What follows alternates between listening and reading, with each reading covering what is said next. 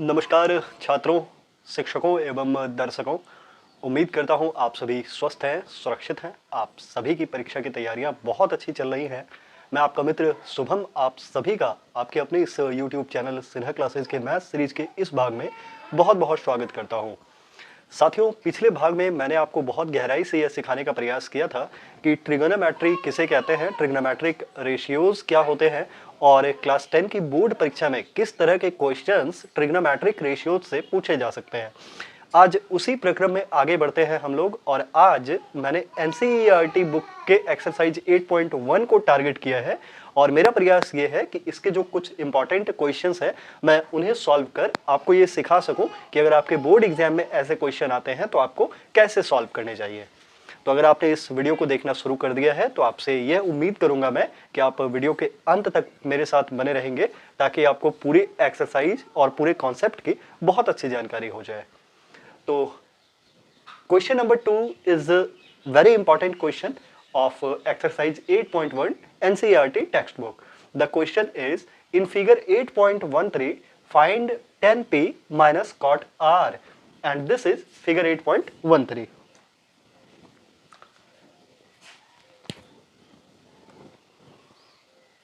This is figure 8.13. Fine.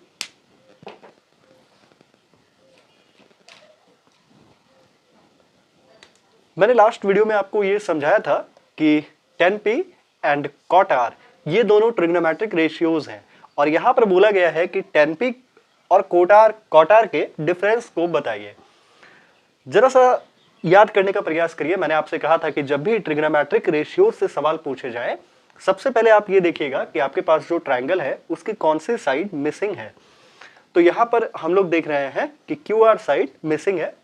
सबसे पहला प्रयास यही करिए क्वेश्चन को सॉल्व करते समय कि उस मिसिंग साइड को निकाल लीजिए। इससे क्या होगा कि अगर कोई भी ट्रिग्नोमेट्रिक रेशियोज आपको बोला जाएगा निकालने के लिए तो फिर आप निकाल पाएंगे जब आपके पास तीनों साइड्स अवेलेबल होंगी, आपको पता होगा।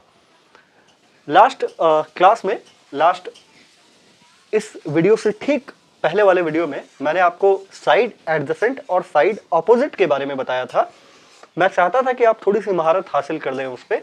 आज मैं थोड़ी सी चर्चा बेस परपेंडिकुलर की भी करूंगा और आपको यह समझाऊंगा कि यह कॉन्सेप्ट क्या होता है।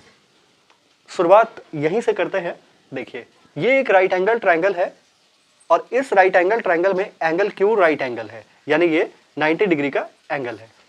और जब भी 90 डिग्री का एंगल बनाया जाता है तो ऐसे जो दो लाइंस होते हैं, ये वाले और ये वाले, ये परपेंडिकुलर लाइंस होते हैं। इन्हें हम लोग परपेंडिकुलर लाइंस कहते हैं। और राइट एंगल ट्रायंगल के साथ या परपेंडिकुलर लाइंस के साथ ऐसा है कि अगर आप इसे टिल्ट कर देखेंगे तो यहां भी 90 डिग्री बन रहा है और ये भी 90 डिग्री बन रहा है। तो देखने का फर्क है बस। बेस का शाब्दिक अर्थ अगर मैं कहूं तो बॉटम होता है। तो ये ध्यान रखिए कि जब राइट एंगल ट्रायंगल को ठीक ऐसे ही देखा जाएगा, इसी फेस से देखा जाएगा या इसी एंगल से देखा जाएगा, तो जो साइड हॉरिजॉन्टली लेटा हुआ होता है वो बेस होता है और जो साइड वर्टिकली सीधा खड़ा होता है उसे हम लोग परपेंडिकुलर कहते हैं। तो इट मींस अगर मैं इस फिगर में आपको समझाऊं तो PQ परपेंडिकुलर है, QR बेस है और PR हाइपोटेन्यूज है। एक बहुत सामान्य सा क्वेश्चन है, कई बार पूछा जाता है कि राइट एंगल ट्रायंगल में कौन बड़ा, परपेंडिकुलर या बेस। देखिए, स्थिति ऐसी है कि किसी राइट एंगल ट्रायंगल में परपेंडिकुलर और बेस दोनों बराबर भी हो सकते हैं। ये जरूरी नहीं है कि कोई एक बड़ा हो ही, लेकिन हाँ ये फैक्ट है कि किसी राइट एंगल ट्रायंगल में हाइपोटेन्यूज जो होती है, कर्ण जो होता है, वो सबसे बड़ी भुजा होती है। उम्मीद करता हूं अब आप समझ पाए हैं इस मामले को और अब हम लोग सॉल्यूशन की तरफ बढ़ते हैं। तो सबसे पहले इस साइड को निकालने के लिए हम लोग यूज करते हैं पाइथागोरस थ्योरम का। तो यूजिंग पाइथागोरस थ्योरम, देखिए मैं थोड़ा संकेत में लिखता हूं, ये मैंने पाइथागोरस लिखा है। तो using Pythagoras theorem we know that PR square is equal to PQ square. ये मैं आपके लिए कर रहा हूं कि आप ज्यादा बेहतर समझ पाए, प्लस QR स्क्वायर। Now we can write that QR square is equal to PR square minus PQ square, और we can write QR is equals to under root PR² minus PQ²। एक और जानकारी देता हूं, अगर कोई स्टूडेंट सीधे यहां पहुंचता है तो ऐसा नहीं है कि उनका मार्क्स कट जाएगा, ऐसा कुछ है नहीं। देखिए, मामला यही है कि किसी समकोण त्रिभुज में कर्ण का वर्ग अन्य दो भुजाओं के वर्गों के योग के बराबर होता है, और फिर हम लोग जब स्टेप वाइज उसको सॉल्व करते जाएंगे तो हम यहां पर पहुंच जाएंगे, जब आप इसे एक लीनियर इक्वेशन की तरह सॉल्व करते जाएंगे तब। Now we can write PR is equals to 13 square minus 12 square which is equals to 169 minus 144 which is equals to square root 25 and that is equals to 5 centimetre. Minus वाला concept यहां काम नहीं करेगा, क्योंकि हम लोग ये जानते हैं कि राइट एंगल ट्रायंगल में कोई भी साइड या किसी भी ट्रायंगल की कोई भी साइड नेगेटिव फॉर्म में नहीं हो सकती, तो इसका मतलब QR जो है वो हमारे पास 5 है। अब हम लोग tan P और cot R को सेपरेटली निकालेंगे, क्योंकि यहां पर हम लोग सीख रहे हैं, जब आप पूरी तरह से इसे सीख जाए तो आप सीधे सीधे डायरेक्टली भी निकाल सकते हैं, कोई बड़ा मामला नहीं है। अब हम लोग tan P फाइंड करते हैं, तो tan P के लिए we can write tan P is equals to, जरा सा याद करने का प्रयास करिए, मैंने आपको पिछले वीडियो में बताया था कि tan P is equals to side opposite, ये मैंने ऑपोजिट लिखा है, to angle P upon side adjacent to angle P। देखिए, इसी को ऐसे लिखा जा सकता है कि perpendicular upon base. Now we can write 5 upon 12।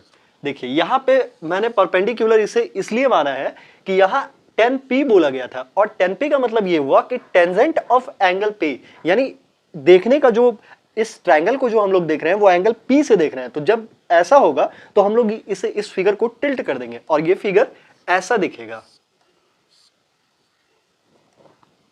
It means ये Q हो जाएगा, सॉरी ये R हो जाएगा, ये Q हो जाएगा, ये P हो जाएगा, ठीक है।